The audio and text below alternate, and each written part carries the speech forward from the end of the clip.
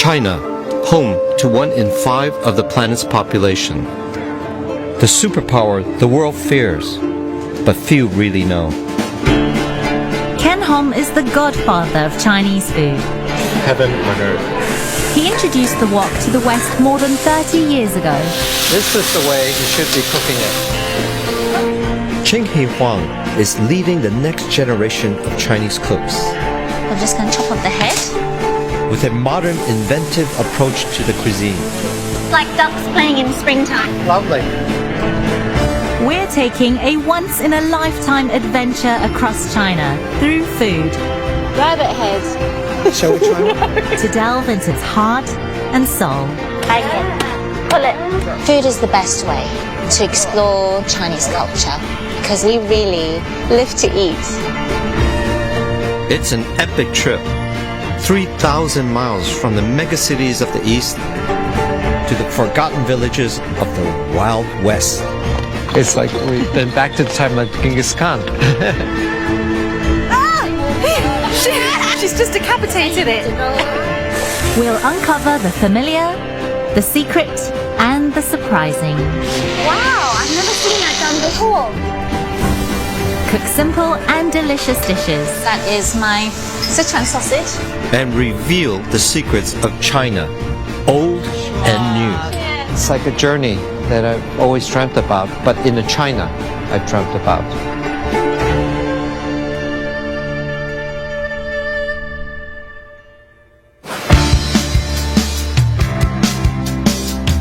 We're on the final leg of our journey across China and have arrived in the Cantonese province of Guangdong, my parents' birthplace and my spiritual home. I was last here in 1989 in the summer, and for me it's exciting to be here because I can understand whatever I'm saying. I can't wait. I really can't wait. It's first time in Guangzhou. Couldn't have a better translator. We're spending 4 days in the capital, Guangzhou, before going our separate ways to our family and ancestral homes. This is the climax of our entire journey. I'm crossing the South China Sea to Taiwan, where my food journey began at my grandmother's knee. While here in Guangdong, I'm reuniting with family I haven't seen for 23 years.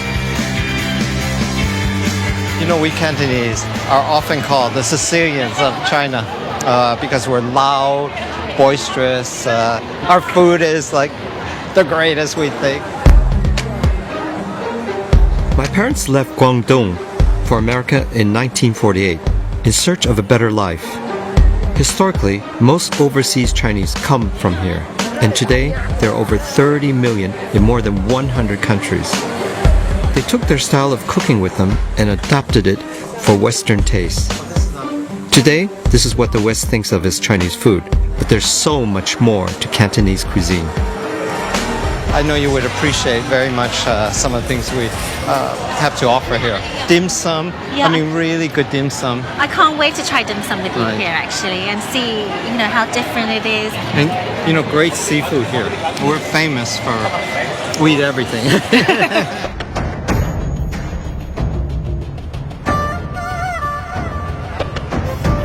Guangzhou is home to South China's largest fish market.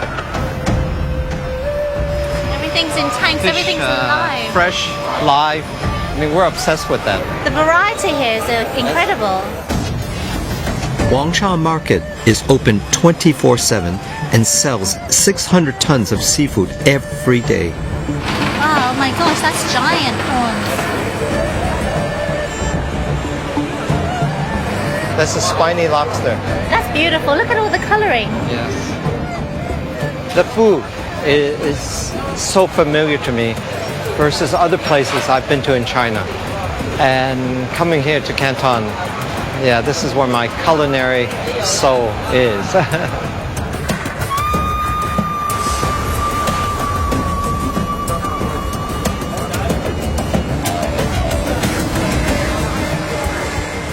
Oh my god. Alligators. Baby crocodiles. 喂，邊個？ Oh my 呢好食嘛 gosh. 你托起身啫，你托做乜嚟嘅？ Is it good? 你喺邊度嚟㗎？泰國啊。泰國？哦，泰國。They're from Thailand. From Thailand? I've eaten it. No, I've never. Alligator. I've never I had cooked it in or, America. or eaten it. It Alligator tastes like chicken. steaks. Yeah, it steaks. tastes like chicken. Wow. Wow. Wow. 犀利。Has he ever been bitten? 你咬過嘛？係啊， Yeah, 綁好。 he's been bitten. 哦，哇，真係好大膽啊！ Oh my see? gosh, no, that's Turtles. turtles. Surely this is not for Yes, eating. of course, it's for the pot. They're not here for pets. I actually think it's quite Very cruel. Cantonese. We don't have the same concept about things as pets. I think that's changing now. It's in changing. China. I mean, shark fin, for example, is being banned throughout China, and I hope turtle soup will also be on that same, agenda, because I think it's cruel. There's some things you just don't need to eat. Well, we have to look at things historically. Yeah. I mean, where people didn't have enough to eat, there was a lot of famine, so it's hard to judge when you don't have anything to eat. I know, but Yeah. times have changed, Sure, things of move course. on. So, like China, and like modernization, I think food needs to modernize as well. Chinese tradition claims that stewed turtle cures cancer and alligator meat relieves asthma. Like many of the creatures here, they're an endangered species. And though the Chinese government is taking steps to monitor their trade, consumer culture won't change overnight. Even a major British supermarket chain with stores in China sells and slaughters live turtles.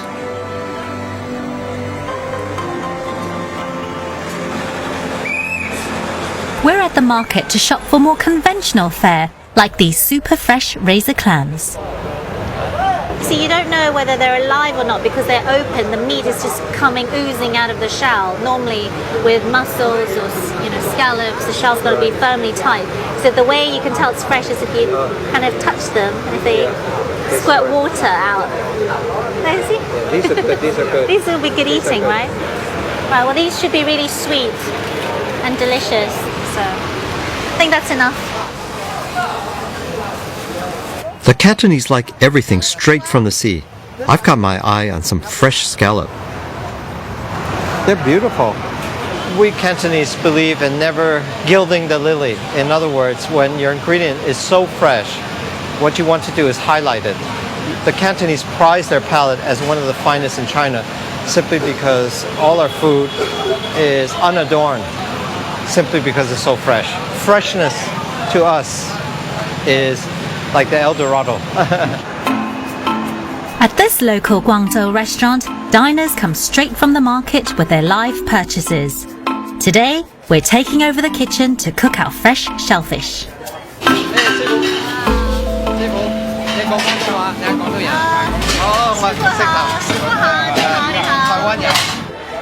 I'm cooking steamed Cantonese scallops with chili, spring onion, and garlic. It's a quick and easy dish, but the skill is in the preparation of the scallops. To open them, hold the round side down and run a flat blade along the inside. So you have to really pry them open. That's how you know they're fresh. Separate the shell and wash to remove the dark membrane, leaving only the scallop and the roe. They're now ready for the pot. Yeah, steaming is the best way to actually cook this kind of food because it's the freshest and the best. I'm just preparing the chilies. These are mild chilies. Cantonese do not like really strong chilies like in Sichuan.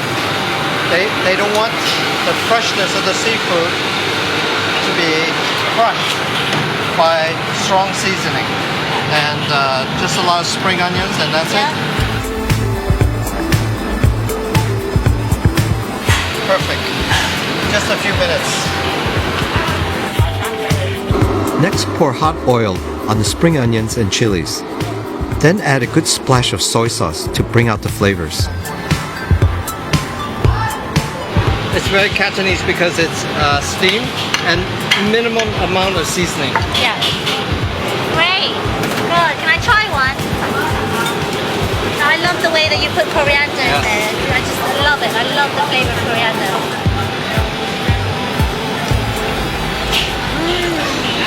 So sweet. It's delicious. Out of this world.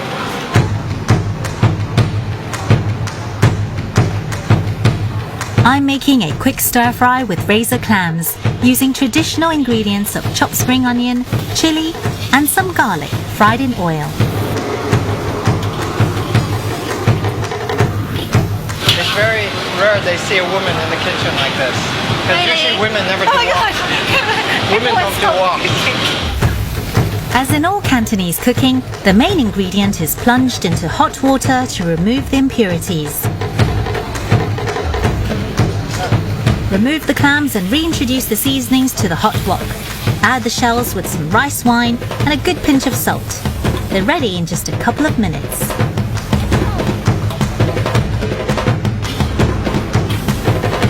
little bit of soy sauce. That's it. That's easy. Shall we try? Yes.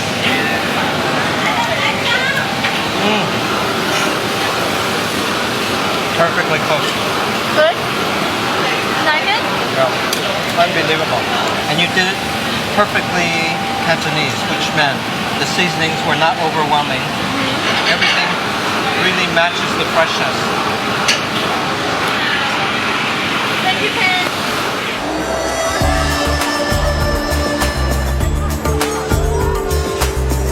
There's one Cantonese food that we're all familiar with in the West, dim sum. I'm taking Ching to the locals' favorite restaurant in the city that gave birth to this worldwide delicacy. Eating it here is more of a ritual than a dining experience. I want to bring you to the best dim sum in Guangzhou. Can't wait. Well, this is your town. Built in 1935, Guangzhou Restaurant is on 3 floors, serves up to 10,000 people every day, and employs chefs who train for decades. Isn't this Nandito. beautiful? Look at this. Yeah. Wow. I sit right Thank next to you. you. This is very nice. 这么大。 Hello，你好。我哋點啲點心有乜點心？What kind of things do you like? Some restaurants offer customers pre-prepared dishes, but here, everything is cooked fresh to order.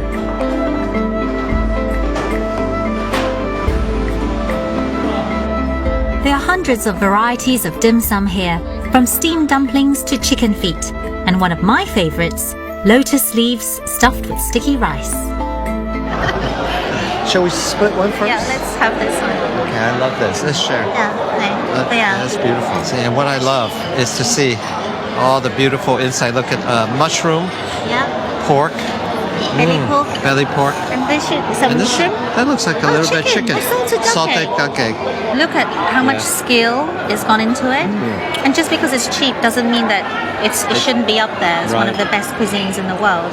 And it's perfection. It's perfection.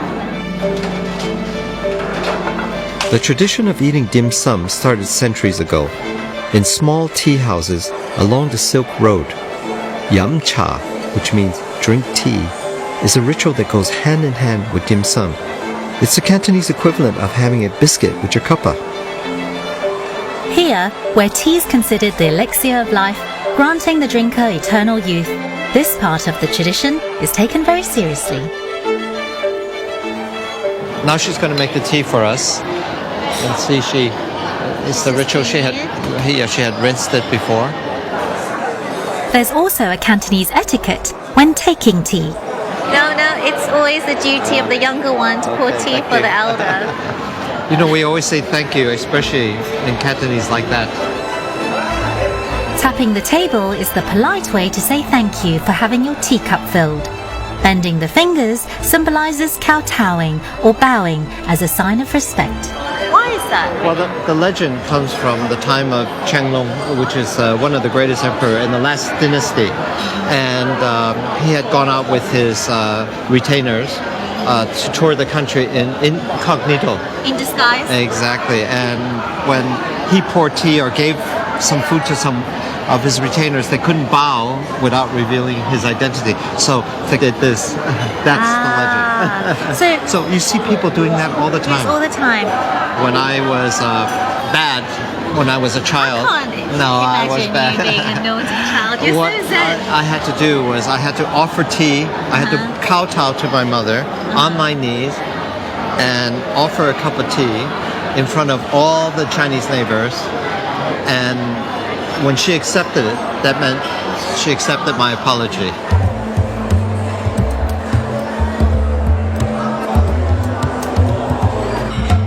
This restaurant is very popular with locals. Hello, 你好，我姓譚。你貴姓啊？你姓廖啊？我姓廖。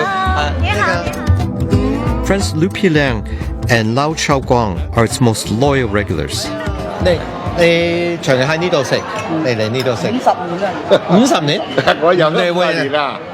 你知道呢度乜都食過晒啦，係咪？啲點上 eat through the menu. I said 50 years I can eat through the menu. She knows the menu of my heart. 屋企煮餐啊，係嘛？係啊，It's of course it's better than cooking at home. I don't want to deprive the restaurant of its best customers, but after 52 years cooking for celebrities, presidents, and royalty, I'm certain I can persuade them to try some authentic home cooking. While Ching takes a break, I've offered to prepare a meal for them at Mrs. Lau's house. And I thought, okay, that's a good opportunity for me to actually make sweet and sour as we Cantonese make it, which is the real thing. I've come to the old Bao Hao Road to buy ingredients for my sweet and sour pork. Guangzhou is in China's wealthiest province. Thanks to manufacturing, people here are among the country's highest earners. They demand quality and variety in their food. And in this market, you can buy almost anything. Live frogs. You know what we call live frogs? Chicken of the fields. You know, there's a famous saying that we Cantonese eat everything on four legs except the table, anything that flies except an airplane. Oh, this would be nice to put in sweet and sour. It's very unusual. Mangosteen. Mangosteens are a South Asian fruit with a sweet, tangy flesh, which makes them ideal for this dish. I got mangosteen and some pear apple. I learned how to cook sweet and sour pork from my Uncle Paul, who had a restaurant in Chicago's Chinatown. He taught me which cuts of meat to look for. 最南係邊隻？最南係邊隻？係呢個南啊？呢個南啊？I'm using the most tender part of the pork, not the belly that needs more cooking, but a piece that I can stir fry very quickly and then toss in a sweet and sour sauce. Mrs. Lau is retired and lives in the commercial district of Guangzhou. It looks like word of my visit has spread. Mrs. Lau has invited the entire neighborhood. That's a Chinese Buddha. Chinese Buddhas are always fat. Mrs. Lau could not have displayed religious icons during the Cultural Revolution, but since 1978, the Chinese Constitution has guaranteed freedom of worship. This is quite lovely. I have the same thing in my home here in Thailand. It's 23 years since I was last in Guangzhou. So before I cook dinner, I'm keen to hear how life has changed for its residents. 最低嘅保障啊嘛，咁啊生活又穩定，大家咧個個都安居樂業係咪啊？咁就算係咁噶啦。所以我哋覺得個幸福指數算高，好幸福噶啦！我哋依家咁樣樣就。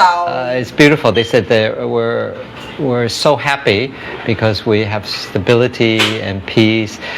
We can eat things. We can do what we want, and for people who are retired now, we don't have to worry about instability in society. We can go out and walk, whatever. We are not afraid to be mugged. Food is abundant. She says, great. We've never had it so good. She said that the level of happiness is incredibly high. Before, even if you have money, there's nothing to buy. You have to queue up to buy nothing. She said you couldn't buy anything. And she said we have such peace and we can buy anything we want, we could eat. He said now we worry about getting fat. We're not worried about not having enough to eat but getting fat. You couldn't buy anything. It was like wartime. For dinner, I'm making an authentic sweet and sour pork. Nothing like the sugary, glowing red version available in the West. I'm just going to do a sort of typical Chinese marinade, which is a little bit of soy sauce. And this is an interesting rice wine, which I've never seen. Because rice wine will just add a bit of flavor. I thought this might be very nice in the sweet and sour, which is very unusual. Mangosteen, which is really lovely. Mangosteens are hard to get in the West, so if you want to make this dish at home, use pineapple or try experimenting with other fruit to give the dish its sweet flavor. And this is just some pear apple, which will give texture. I'm also adding water chestnuts and young garlic, which look a lot like spring onions. I'm quickly frying the marinated pork with vegetable oil to seal in the flavors. Everywhere you go in Canton, they use this very mild red chili in many of their dishes, so I thought I'd do the same. Along with the chilies, young garlic, and water chestnuts, I'm adding a splash of rice vinegar, which gives the dish its sourness. I'm going to add a little bit of the stock that I made with the bits of pork and a little bit of chicken stock. This is just sugar. Now we're just going to thicken the sauce with a little bit of corn flour and water. After a quick taste, add the fruit. Asian pears, pineapple, and mangosteen, followed by the pork. She said, I look good. She said, you're a bright boy. I said, nobody's ever called me a boy for a long time. I love it. 西同埋中式之間。 They said the flavors are really nice. A bit of East meets West. She's right. 就係菠蘿多。呢隻廣州就講得菠蘿。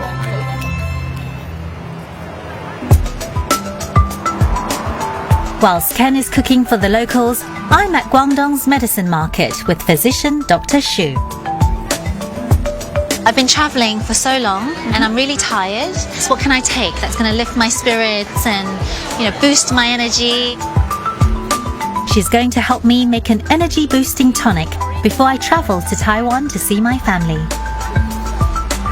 Yeah, I can introduce a kind of soup. Okay. It's a black chicken, I think. I can cook it in my home for you. Oh, that would be wonderful. Yeah. Thank you. Dr. Xu's a practicing gynecologist, but like many Chinese doctors, she combines modern and traditional medicine. There's a big history and there's over 13,000 different herbs. Is that true? Yes, that's right. To go with the chicken, I need some fruit to help boost my immune system. So it's goji. This is the goji. Yeah, everyone in the West knows goji berry. I love this, just steeped in, with some tea.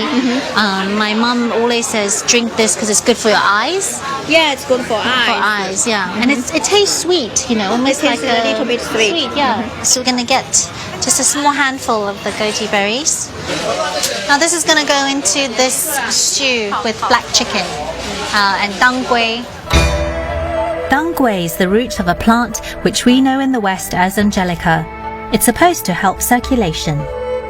Apparently this is the best herb for women. It's going to keep all the organs down there working. With all the key ingredients in the bag, Dr. Xu takes me back to her home to make the soup. As Guangzhou has developed, so has the housing market. Now many young, successful Cantonese live in modern apartments like this. Did you buy that from the market? Yeah. The black chicken we're cooking doesn't just get its name from its feathers. It's black on the inside too, from the skin and meat right down to the bone. Black or green. I haven't seen black skin chicken in the UK, but I know that you can buy it from some Chinese supermarkets. I think they're frozen. Yeah. It's been used in Chinese medicine for over 1,000 years, and today it's considered a superfood because of the bird's high levels of antioxidants. In Chinese medicine, it's believed the body has two energies, yin and yang. which should always be balanced. In its simplest form, yin is very cooling, yang is very fiery. Yeah. So if you're tired, you're stressed, you know, you're not feeling well, your body's probably thirsty. if you feel thirsty, you're probably very yang. Yeah. Too much yang. So Yeah. you need to eat cooling foods like yin food. It's a little bit cool. To balance it. So the chicken inherently is yin, but the ingredients we'll be putting will have different properties, right? Yeah, but the ingredient we put in is all the ingredient to enhance the yang, so Okay. it's a balance. There's got to be some science in it because whenever anyone feels ill in any culture, they go for the chicken soup. Okay, so we've got the goji berries, and then this is the dang gui. We also picked up something else at the market, which is full of vitamin C. Dried Chinese dates. Yeah, it's jujube. So just put straight into the water, yeah? The ingredients go into the pot to boil. It's got that dang gui smell. I was expecting to eat the chicken, and she's saying no, Cantonese style tonic broths, you don't eat the actual meat. After boiling for about an hour, it's ready. And in true Cantonese style, we garnish it with spring onions and coriander. Hey, bon appetit. Thank you for this. This looks very healthy, very clean.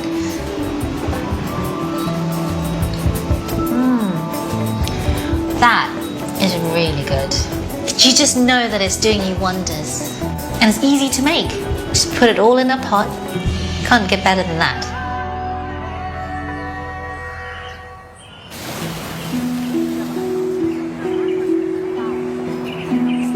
Before I visit my father's family tomorrow, I'm taking a walk in the city's old colonial area, Shaman Island, which is where my parents did some of their courting.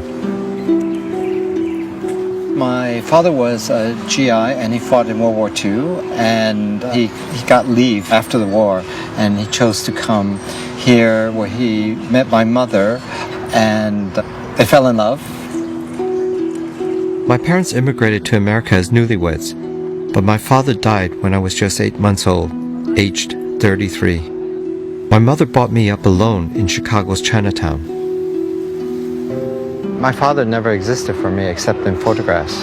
My mother never talked about him very much, so I grew up with him only as an image. My mom never remarried, and I think she was of the old traditional Chinese school that if you have children, then you didn't remarry. And so it feels kind of sad for her.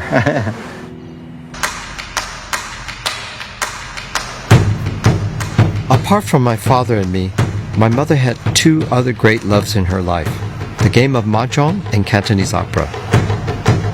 Before we go our separate ways, I want to share this traditional Cantonese art form with Ching.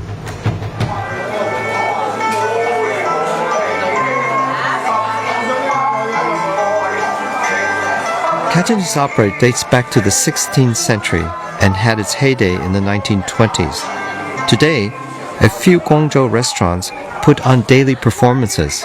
It's kind of surreal because I feel like I've just come to a restaurant, but they're performing. It's really beautiful though. I really love the costumes. And it's very old-fashioned. You see, most of these people are of a certain age here. They're not working, they're probably retired. Before widespread education, Cantonese opera taught morals and messages to its audiences. Are they all based on like old legends? Yes, legends, very famous stories, tales. It's not only what they say, it's what they're gesturing. A lot of gesturing. Do you see it comes from like Tai Chi, when they go like that too, see? That's very Chinese. Today, these performances are more like variety shows, put on for the elderly and tourists. It's the aria from my mom's favorite opera. And, I mean, God knows how many times I've heard this.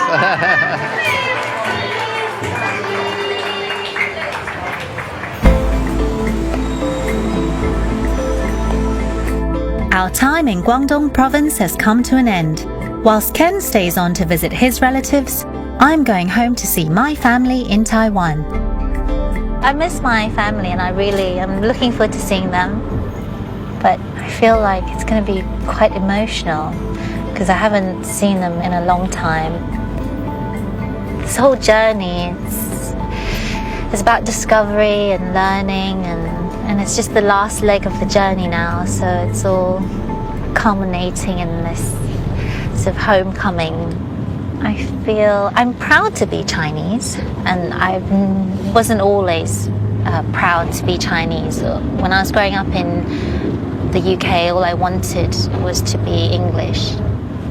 Now, through cooking, I found my Chinese part of myself, and the more I've learned, the more I've discovered, and the more I've eaten my way around China, the more that I'm in love with it. And so I feel like I'm kind of coming full circle, but the circle is not quite complete yet.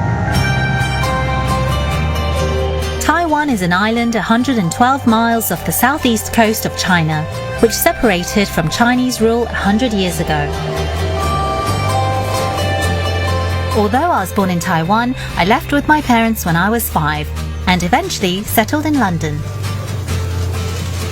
Sometimes I feel a little bit anxious when I come back to Taiwan because I don't feel 100% Taiwanese. So over the years when I have visited, there's a sense of, my Taiwanese, my language, my vocabulary, my etiquette, my manners, all of it is not quite, up to scratch. My parents moved back to Taiwan in 2009.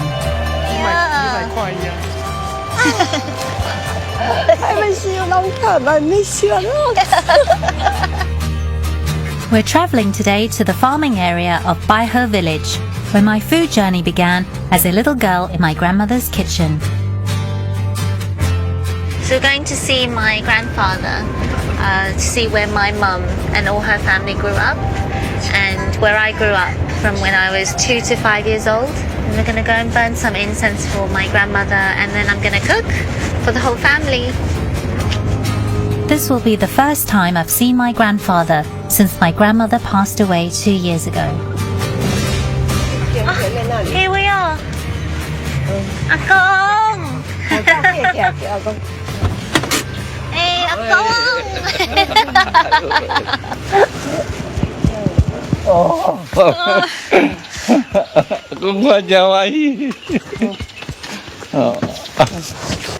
This is where I grew up. This is our small courtyard. This belongs to my grandfather. This is where we used to play, my brother and I and cousins. 86年，84年啦，这个84我2岁的时候去的。 He's saying this is 84 years old. My grandfather's lived here since he was 2. 以前嘛是当对下去吧。That's the entrance there. You can come through. But this 以前啊，你家是嘛是足热闹。My grandmother, as well as all these great aunts, so always like sisters, and they all cooked for everybody. Today I'm stepping into my grandmother's shoes, cooking some of the dishes she taught me. And I know the family has high expectations. Everyone's waiting for lunch. Everyone's saying, when are you going to cook lunch? 你敢不敢吃？我煮的。你敢不敢吃？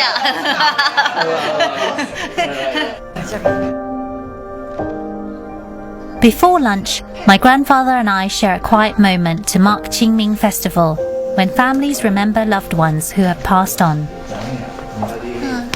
This is my great-grandfather, my great-grandmother, and my great-great-grandparents. It seems fitting that this is the room where my family so often came together to share my grandmother's food, and it's where today we will take time to remember her.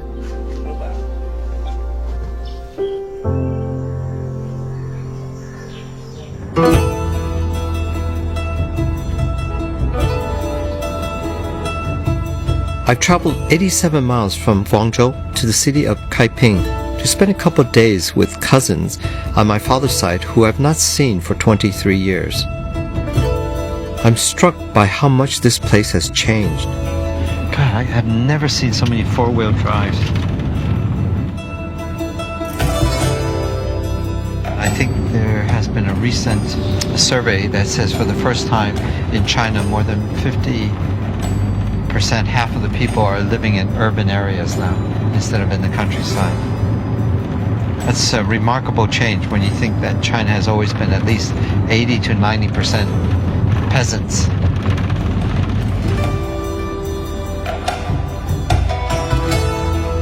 Up until the 1990s, my cousins were full-time farmers. But as China began to accept private enterprise, they moved to the city and set up a successful restaurant. I'm kind of curious to meet them and actually to learn more about parts of my family's past, which I don't know. This is on my last visit when I took my mother and actually her sister. I know quite a bit about my mom's family. My dad's family was sort of a mystery. This is a great opportunity for me to reconnect, hopefully over food. I think it will be about coming to terms about who I am and sort of where my place is.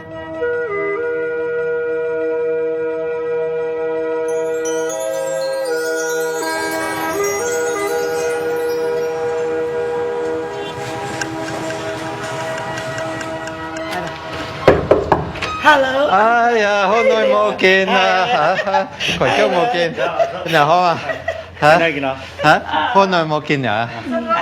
呢個我唔識，我唔識。Hello，你好你好。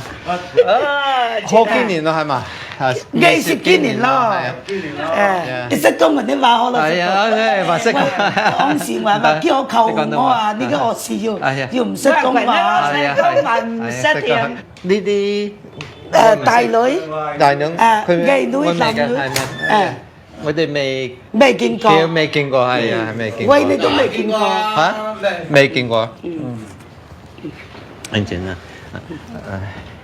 你同阿媽教我啲嘢，好。哦，係啊，阿媽。I bought the young ones silver dollars. In China, it's traditional to give coins in an envelope as tokens of good luck. 係啦。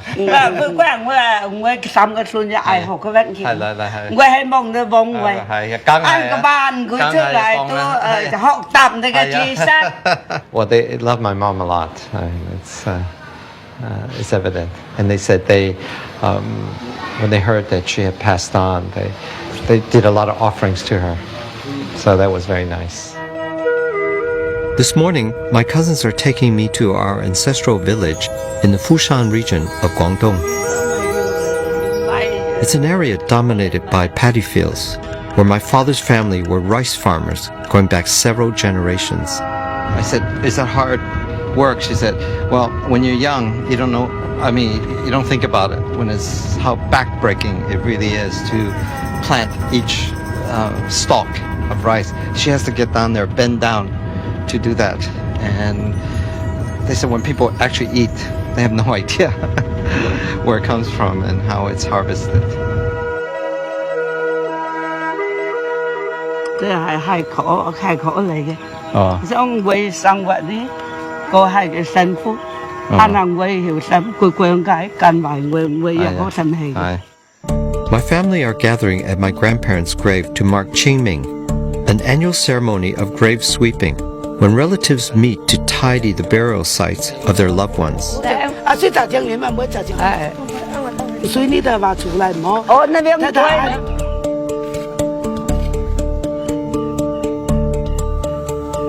Traditionally, it's believed that the spirits of the dead will look after their living family if they're offered gifts of food and fake money to keep them happy in the afterlife. Despite the occasion, it can be quite a lively event.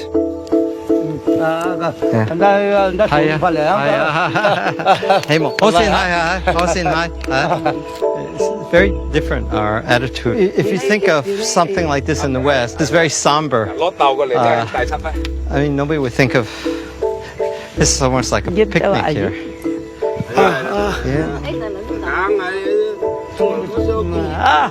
quên cái tôi sẽ báo phụ sang quay xin ai cái nó phụ cô sân.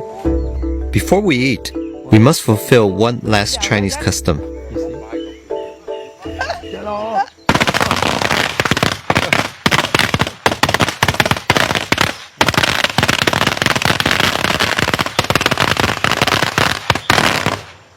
Bạn phụ sân gì? Wow. Well, no evil spirits will come here now.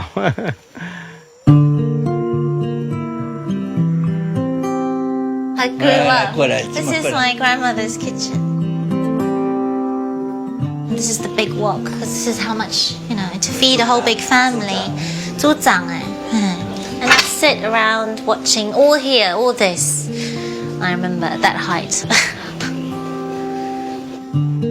The kitchen's just as my grandmother left it, and today I'm cooking some of her favorite dishes for the family. The idea is to make a lunch in honor of my grandmother. So she used to make delicious clams and prawns. She used to make drunken prawns drunk with wine.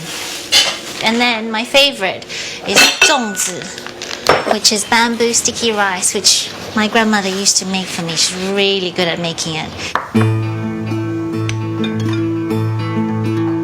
When you're cooking for so many, timing is crucial, so I've enlisted my mother as sous chef. We're starting with the most complicated dish, bamboo parcels. Mushrooms. These are dried Chinese mushrooms. They've already been stir-fried in a little bit of oil. But of course first pre-soaked, but just to soften them a little bit. So that's dried shrimp and some shallots. And it's all been already stir-fried with a little bit of soy sauce. And then this is the rice. So stir-frying raw rice, basically. Just to get that fragrant, get lots of the flavors going. Next, shape the bamboo leaf into a cup. Fill it with some rice, a few pieces of braised pork belly, and another layer of rice. Then secure the parcels with string before you boil them. Now the trick is to try and make them all the same size. They're all going to cook in the same time. I don't think my grandmother would approve, but one big, one small. Just 50 more to go. 你的弄阿嬷教的吼，你所有你煮菜弄阿嬷教的。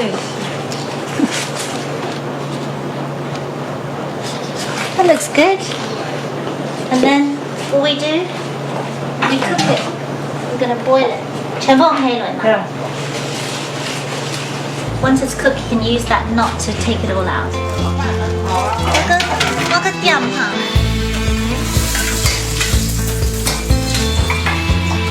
I think I'm going to start with the prawns first. Next, I'm making one of my grandmother's signature dishes, drunken prawns. Get the wok nice and hot, add the prawns, a little ginger, and a good splash of rice wine to get the shellfish nice and tipsy.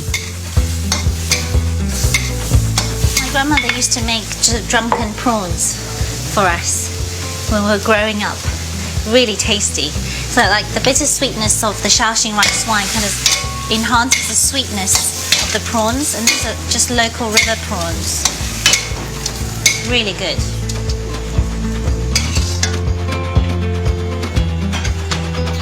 My grandmother's speciality was seafood, so I'm making another of her favorite dishes, fresh clams with Chinese basil, soy sauce and rice wine. And we just keep cooking until a lot of the shells have opened up.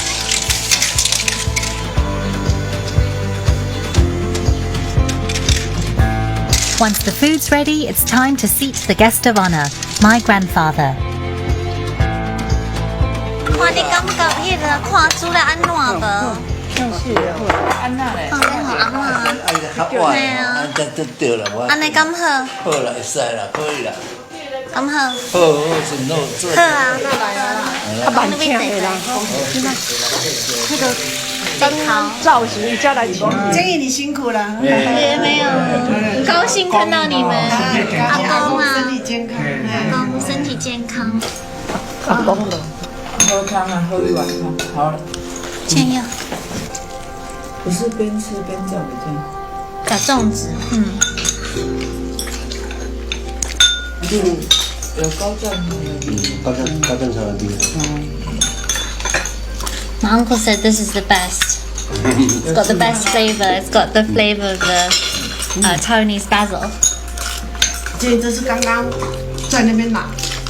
They all think that this food is really similar to what my grandmother used to cook. These are all her flavors. 很少嘛。那对阿嬷来讲，她已经那我们在这里是。那剩下的饭。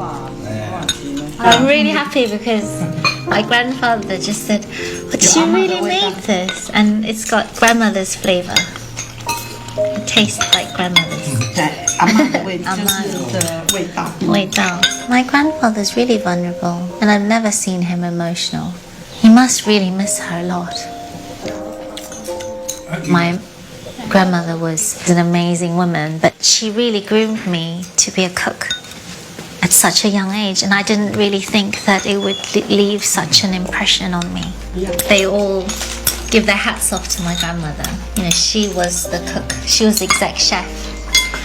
She was the best one out of all of them.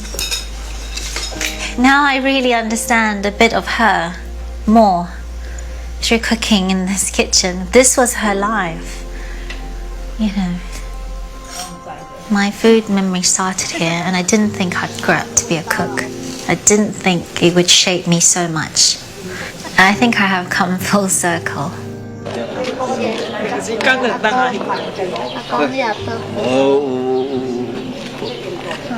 你身體個用。安查这里啦。做料，你这做料，会快啊。有，你好10錢做料，差不多。再見。好，再见。再見。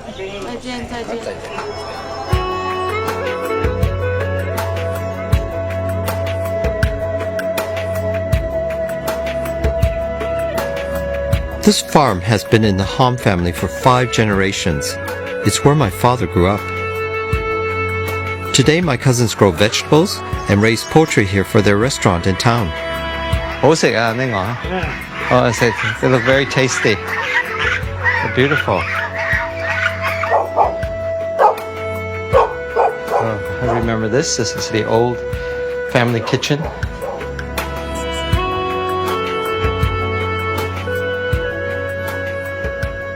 日本，我嘅媽，佢嘅爹。咪安那個兄弟媽媽講要話，以前的糯米其實時候能自己帶。你嘅老豆佢話帶都唔變。佢講，喂，唔係講。This is a revelation. She said that when my mom laid eyes on my dad, it was love at first sight. Nobody else she would even be interested in. There's a revelation. Because my mother told her. 因為你阿媽成日同我講話嘅，佢好似講我人喎。佢話我要翻嚟聽過呢嘢，因為我媽佢唔係成日好講啊，佢嘅人好定啊。係啊。After grave sweeping, there's always a feast, and on this occasion, we're cooking together to celebrate my homecoming. This is what we call a family affair. Everybody pitches in, do their thing, and help. Because if we don't do that, we're not going to be eating. Everybody wants to eat. My cousin is going to make his signature dish, which I never had, which is sweet and sour goose. The goose is fresh from the farm. Once it's coated in soy sauce, to give it color and flavor, my cousin deep fries it.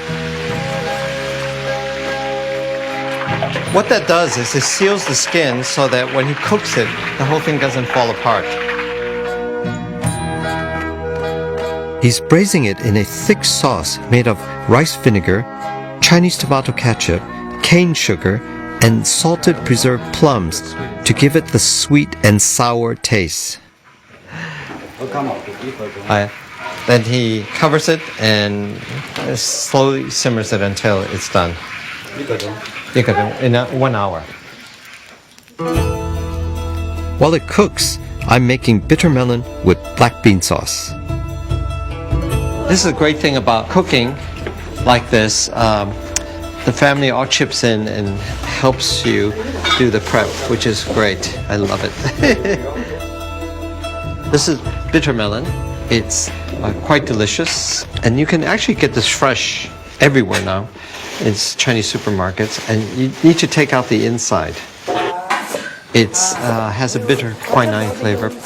你中意福廣嘛？你中意係福廣嘛？She likes it, but I'm cooking this because my mom used to make it often. I used to walk into the door and I would hear the wok sizzle, and I would hear all the food going into the wok. And so by the time I washed my hands and everything, the food would be on the table. In a few hours, we're going to have a feast here. I'm making a full flavor black bean sauce, which will go perfectly with the melon. This is classic. Garlic, ginger, and black beans. I think this is the flavor that people who are outside of China probably are the most familiar with. These are the famous black beans the world loves.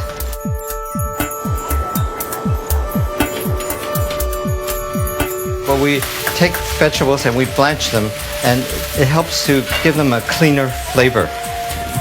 I'm draining it.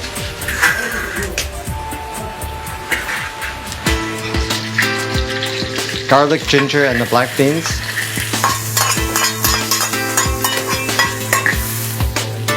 Then add spring onions, mild red chilies, and rice wine.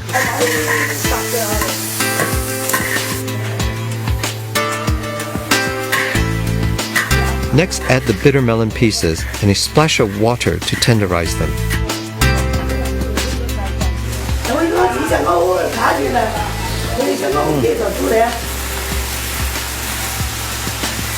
A bit more cooking. Just a little bit of sesame oil. That gives a nice sheen to that. My cousin is serving the goose in the traditional way, chopped. Tell me if that's not beautiful. Okay. Oh, go to it. To.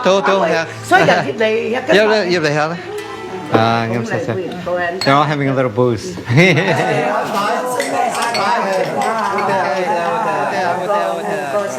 Well, I think the most touching moment is not only seeing my family, but how we are actually united by our culinary passion, and the fact I was able to cook and share food with them, I thought was the best part.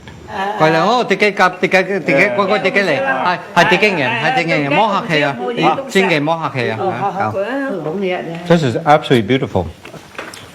Wow, what I've learned in Kaiping is a little bit more of my family puzzle. I learned more about my mom and dad meeting and how it was love at first sight. I thought that was quite touching. In many ways, I felt she more or less sacrificed her life for mine.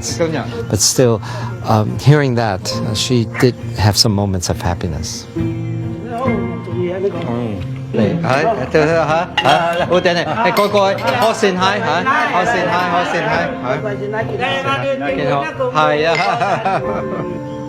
What actually makes me happiest coming here is to see in reality how the changes in China is reflected in my family. Their welfare has gone up, they're optimistic, they are looking with hope to the future. That's pretty fantastic. Bye-bye. Bye-bye.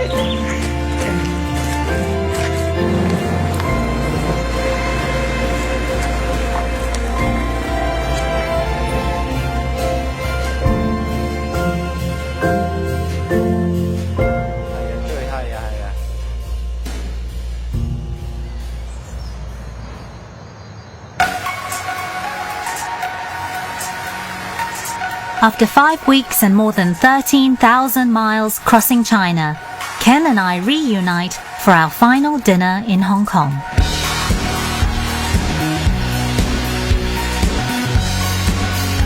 It feels fitting to end our journey in a city where East meets West. This view, I think, has to be one of the most beautiful views in all of Asia. Yeah, it's one of the best views in the world. I mean, Hong Kong. Look at that.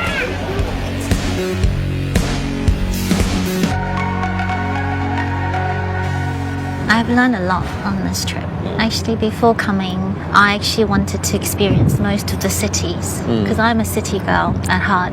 But going back to the roots, the basic roots, and going back to the countryside and learning from these farmers, you know, life is tough. It's not easy. And the way they live with such dignity really touched me. They put their food on the plate and it represents them. And they cook for us and they share with us and they're giving a bit of themselves to us. What is amazing is how China has changed in such a short period of time. I mean, growing up, I saw China as being very poor and not enough to eat and that sort of thing. It's transformed to this second economic power in the world. And its food is like that too. Because 25 years ago when I went throughout China, I was disappointed in Chinese food. Nobody cared about it. There was no passion. Now, every place we've been to has been a more than pleasant surprise.